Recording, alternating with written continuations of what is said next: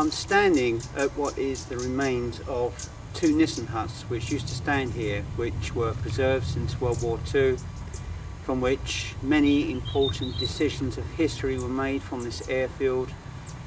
From these buildings many men flew on missions deeper into Germany and further afield and never came back. This place has a lot of historical significance, but unfortunately modern necessities have eventually caught up with this old airfield, and these Nissen huts have now been completely obliterated, and in fact the fires are still burning from the remains of the wooden parts of these buildings.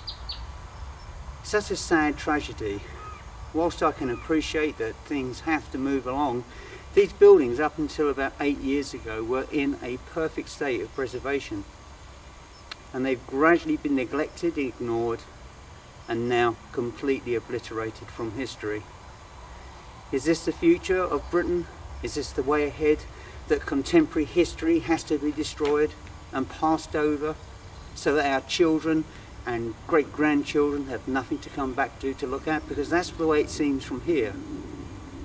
I've always felt that these buildings should be preserved, and the only remaining icons that are left on the airfield are the two hangars, hangar number 1 and hangar number 2, and more importantly the bunker.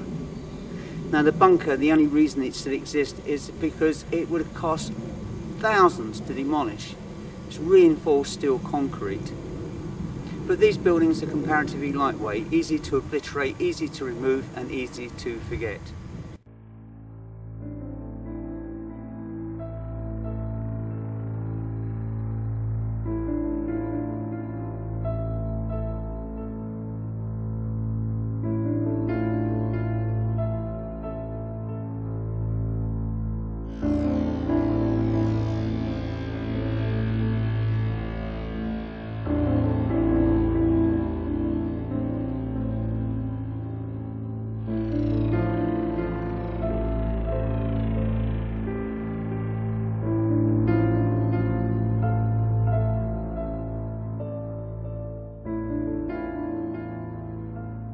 I'm now standing in the only section of these wonderful Nissen huts that is still standing, and probably because it's got more brick and concrete in it and wasn't easy to demolish. And I'm actually standing in the toilet block, and these toilets were defaced and destroyed many years ago, and you can see by the hole that I'm actually talking through, this was a solid wall until recently it's been smashed through. Some of these buildings seriously need to be preserved. We have to have something we can pass on. But wherever you go, contemporary history, and this is an important part of our history, is being obliterated. And once it's gone, it can never come back. Surely it can be resurrected, yes, but it would never ever be the same.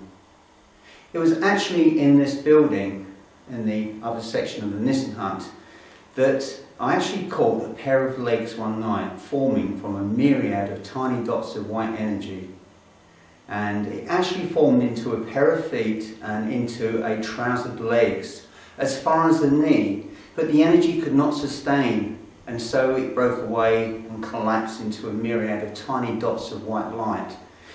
I was excited. I rushed home, got to the relevant point on the video camcorder where this incident occurred, and would you believe it, all that I could see were two orbs emerging from the floor.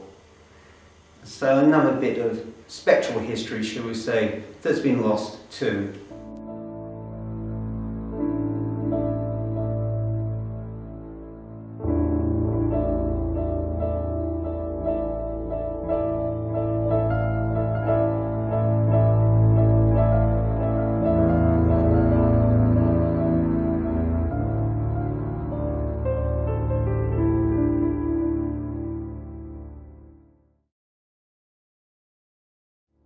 And after a thought, what would happen to the spiritual presences that have haunted these buildings? Both the Nissen huts here, which have been destroyed, were quite active, but never as active as the bunker. The bunker was always the most active building.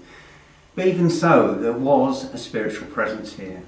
So were these people possibly World War II airmen from the British and the American Air Forces? Will they come back? Will they still haunt this site?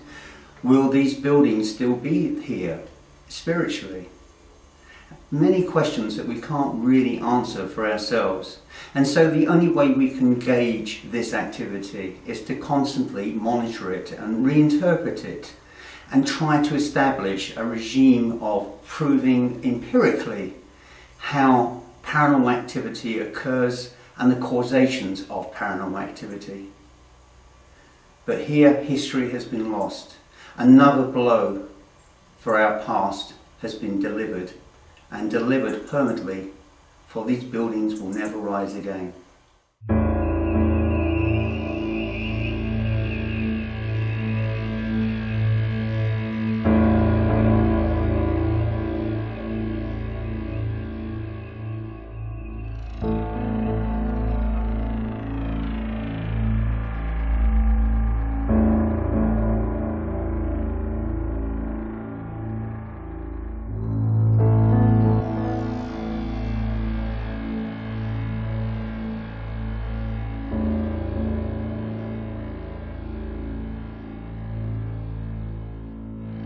Thank you.